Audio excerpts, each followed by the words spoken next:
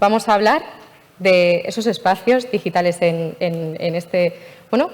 Europa un poco con Ana Higueras, directora de proyectos de Ideas for Change, director de investigación en Ideas for Change, Giovanni Macani, y modera, por supuesto, Esther, todo vuestro. Gracias.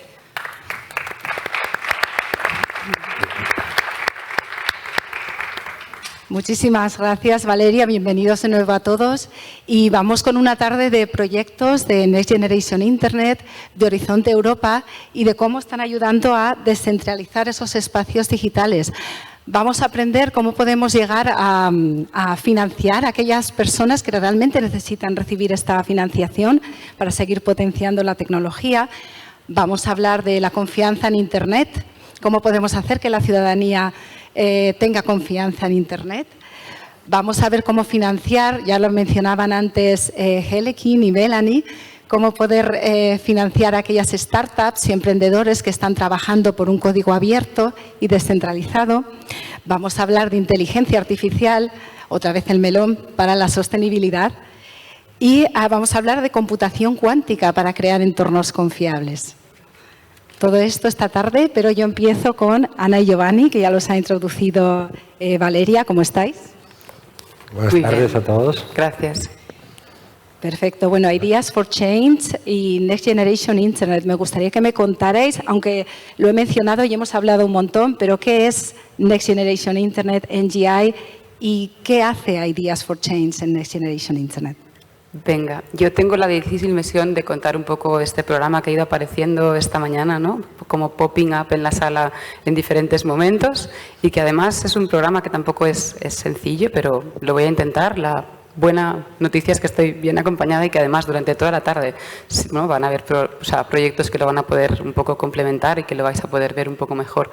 Pero NGI, Next Generation Internet, para los que no estéis familiarizados con las siglas, que es algo que siempre damos por sentado, pero que hay que explicar, es una iniciativa de la Comisión Europea que empezó en 2016 como resultado de una serie de legislaciones que iban apareciendo, ¿no? El Digital Compass primero, luego la legislación de GDPR y pues posteriormente todo lo que tiene que ver con Data Governance Act, etcétera, ¿no? Y es un programa que lo que quiere es construir una Internet centrada en las personas, de alguna forma siguiendo lo que son los valores de Europa, ¿no?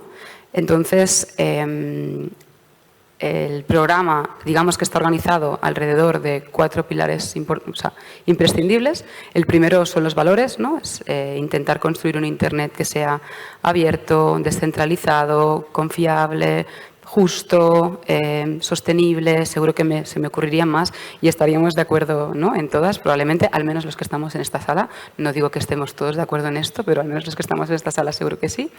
Y estos valores digamos que se intentan como promover mediante la distribución de financiación, ¿no? Al final NGI es un distribuidor, como ya se ha mencionado esta mañana varias veces, de recursos, sobre todo para el ecosistema open source, porque todos los proyectos que financia NGI son proyectos open source.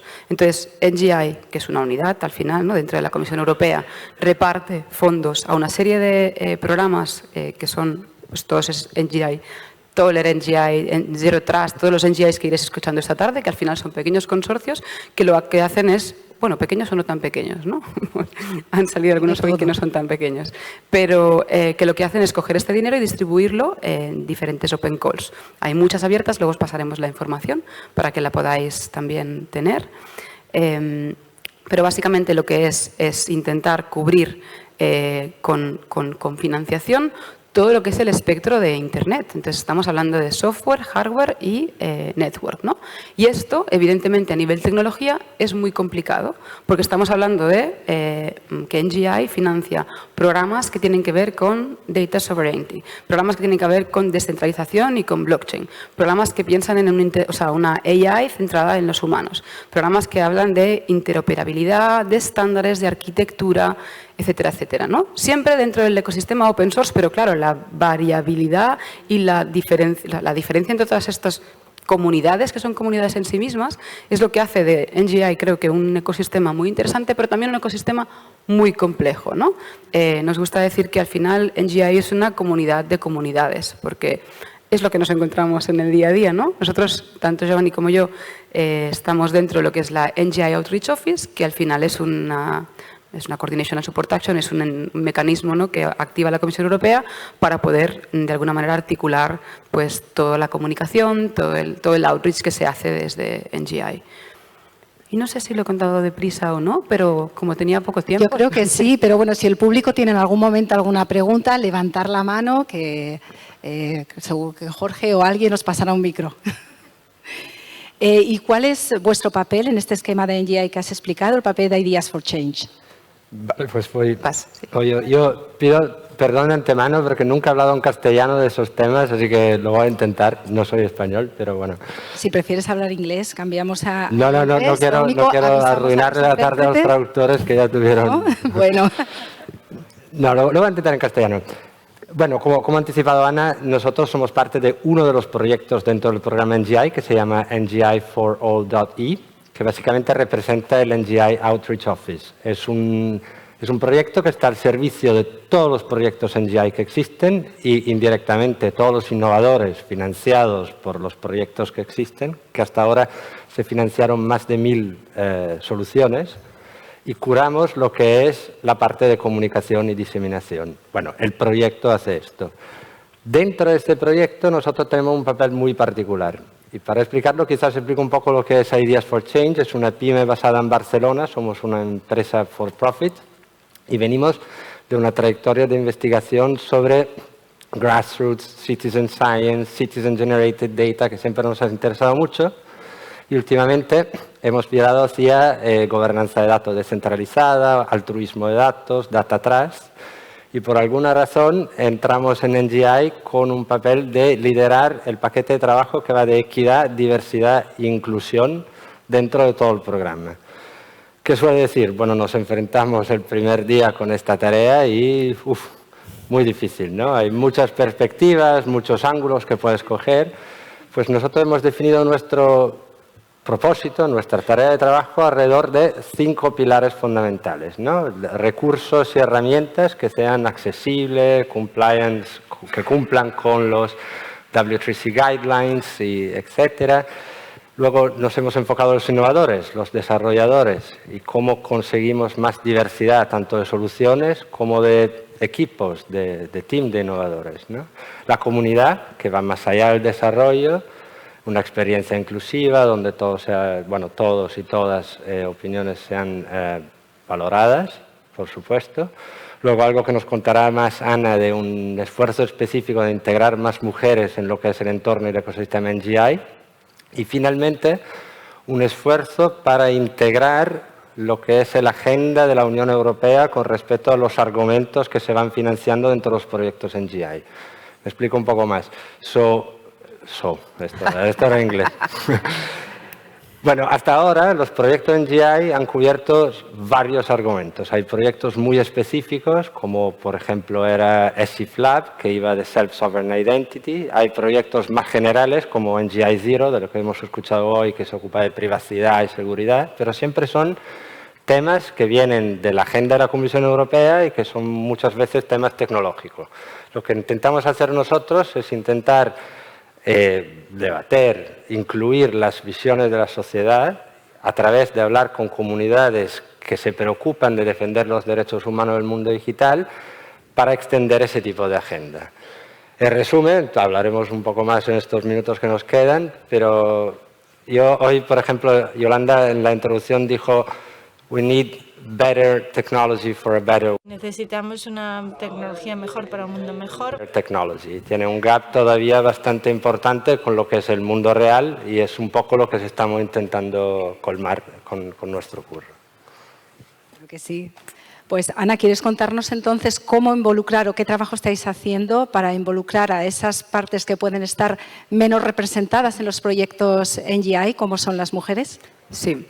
Bien, pues parte del encargo, como avanzaba Giovanni, ¿no?, era primero hacer un análisis de Equity, Diversity and Inclusion y luego, cuando tenemos identificadas cuáles son las comunidades que están menos representadas, menos presentes, intentar hacer un zoom un zoom muy específico que nos encargaron era dentro de lo que es el ecosistema mujeres en innovadores en NGI y luego en otras comunidades que no están representadas. Entonces, en particular, con el tema mujeres, lo primero que hicimos fue intentar enfrentarnos a los datos existentes, ¿no? Estos 1000 equipos de innovadores que han recibido funding en no sé cuántos NGIs, Search, Sargassos, cuáles eran los datos existentes para entender un poco la distribución de género, ¿no?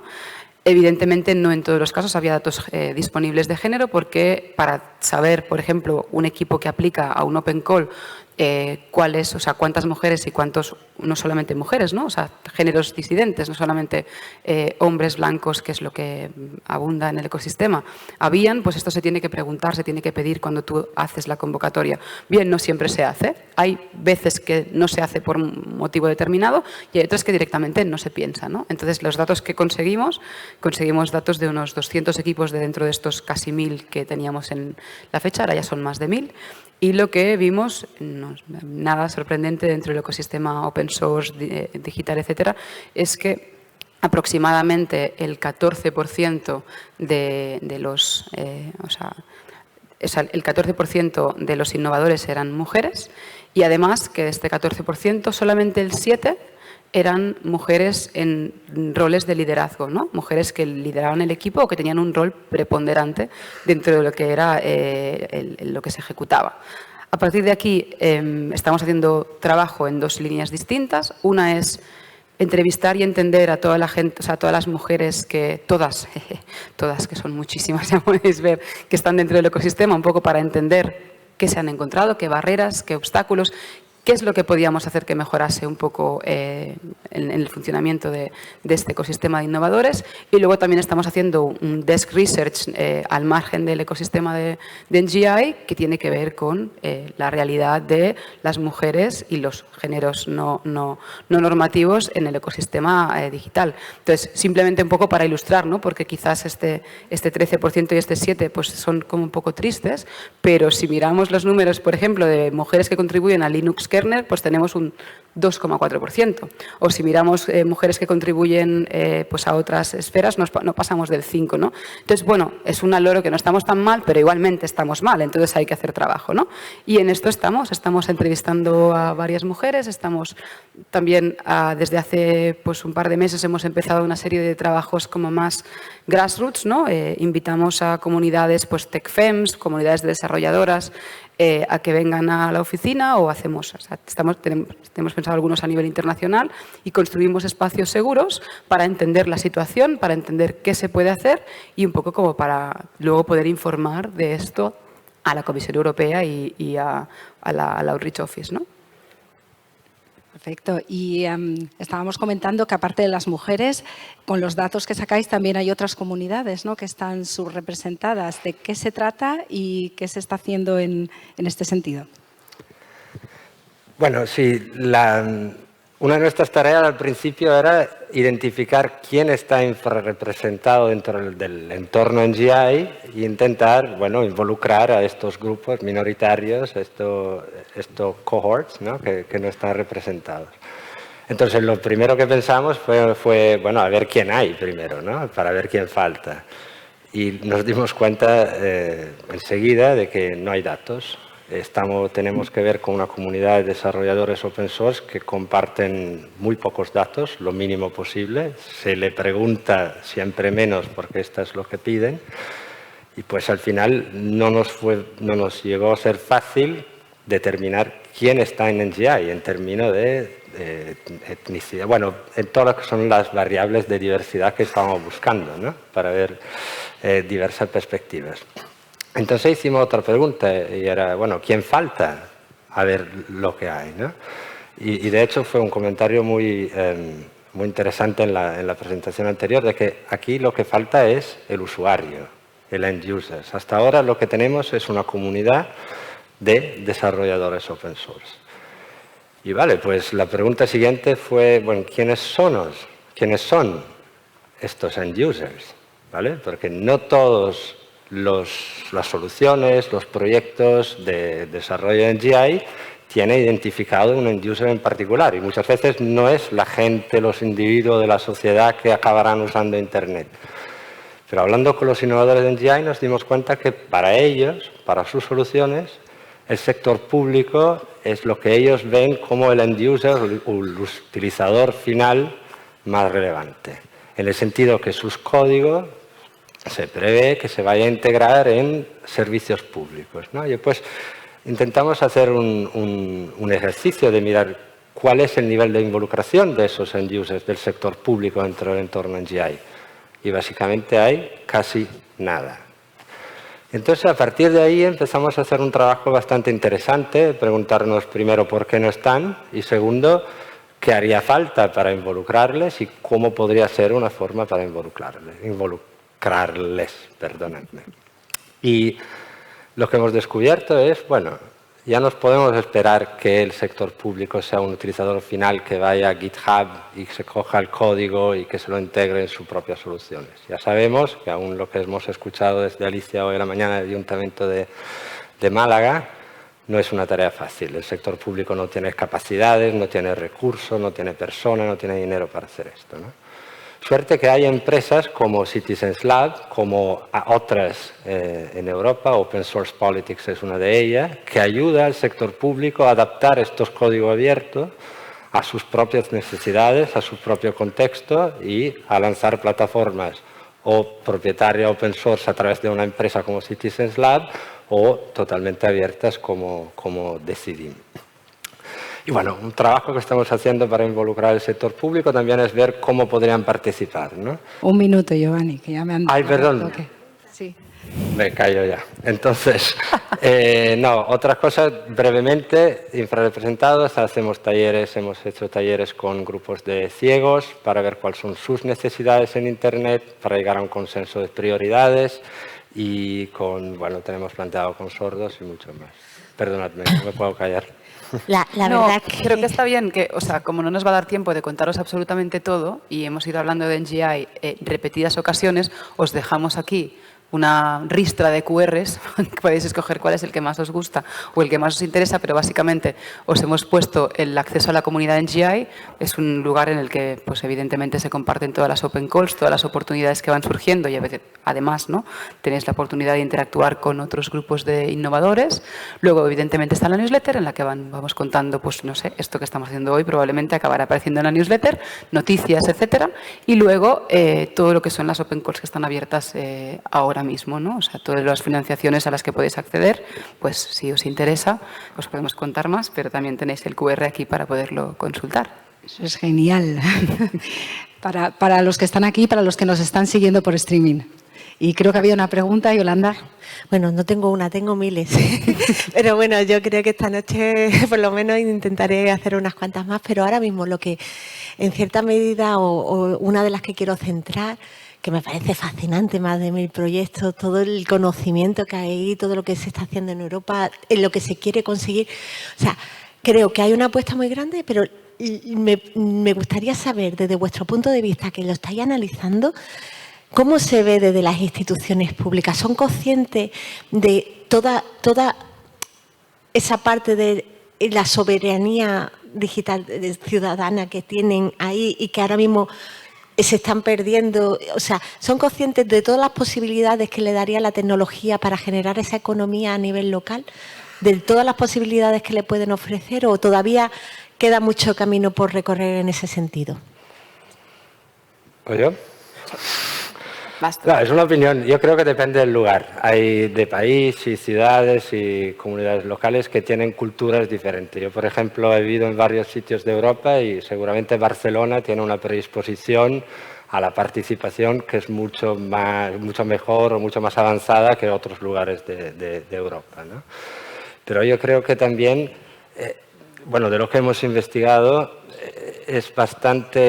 nos da bastante miedo el proceso de compra pública de tecnología que hay hoy en día en ciudades grandes como en Madrid, como en Barcelona mismo, de que el ayuntamiento o la comunidad autónoma compra cualquier cosa desde un vendedor privado y luego no se sabe muy bien qué va a pasar. Quizás tienen un contrato de 5 años y a los 5 años la empresa se va con todos los datos porque no tenían el conocimiento para plantearse contrato adecuado. Y hoy en día sí es un problema bastante grande. Yo lo veo bastante grande. ¿Cómo se puede resolver? Es muy difícil, pero creo que muchas de las cosas que se han hablado hoy, como literacy, awareness, concienciación, esto es un tema importante y soporte financiero. Y desde vuestro punto de vista, o sea, como advisor en este sentido, ¿qué haríais a una institución pública para convencerles de esa necesidad? Es complicado porque efectivamente estamos hablando de un nivel de complejidad tecnológico muy elevado que probablemente, ¿no? O sea, para llegar a aterrizar en el punto en el cual se empieza a testear, pues todavía le falta, ¿no? Probablemente el end user, uno de los grandes descubrimientos de este trabajo que hemos hecho es que el end user de las soluciones de NGI es muchas veces otra persona que está solucionando o sea, ¿no? Que es otro solucionador de NGI. Entonces, en este ecosistema, como ya hemos contado, ¿no? El sector público, pues de momento brilla un poco por su ausencia. Nosotros estamos haciendo un poco de trabajo también como de acercar como Outreach Office esta parte como no representada y estamos hablando con Estados miembros y con entidades públicas que no están tan presentes para contarles lo que se está haciendo. Pero de ahí a que el sector público pueda adoptar muchas de las cosas que salen, todavía creo que hay un gap que hay que rellenar. Si puedo, un comentario más. Una cosa que testeamos y estamos intentando testear es un modelo diferente para NGI, que haya un challenge-based funding, donde el sector público tiene una problemática que se puede resolver a través de un algoritmo, una tecnología, y que la convocatoria sea basada en la problemática real y que los desarrolladores vayan a resolver la problemática en lugar de desarrollar un componente que luego acaba en un entorno que está totalmente fuera de la portada del sector público mismo, ¿no? De hecho, sí, aquí hicimos un proyecto pequeño creo que hace 3 o 4 años, no me acuerdo, el tiempo pasa muy deprisa, pero estuvimos en un consorcio pequeñito que estaba testeando soluciones de blockchain for social good en la misma época en la que estaba Ledger, ¿no? Y otros proyectos de NGI un poco como alrededor, y efectivamente testeamos una especie de, le llamamos Virtual Field Lab. Y era efectivamente esto, era poner gente del sector público, incluso gente del sector más filantrópico, ¿no? Gente que no toca la tecnología, a trabajar codo con desarrolladores. Y bueno, aprendimos muchas cosas, evidentemente, ¿no? Tuvimos retrasos maravillosos y todo lo que era el mecanismo público para poder adoptar la tecnología, pues muchas veces no llegaba a tiempo, pero sí que aprendimos cosas muy interesantes que creo que probablemente no tengamos tiempo de contaros ahora, pero que nos llevan un poco a pensar que es un modelo en el cual podíamos considerar para NGI. Nada, no sé si una pregunta más, ¿no? Qué pena porque les íbamos a poner a trabajar, pero ya será para otro rato. Un aplauso para Ana y Giovanni.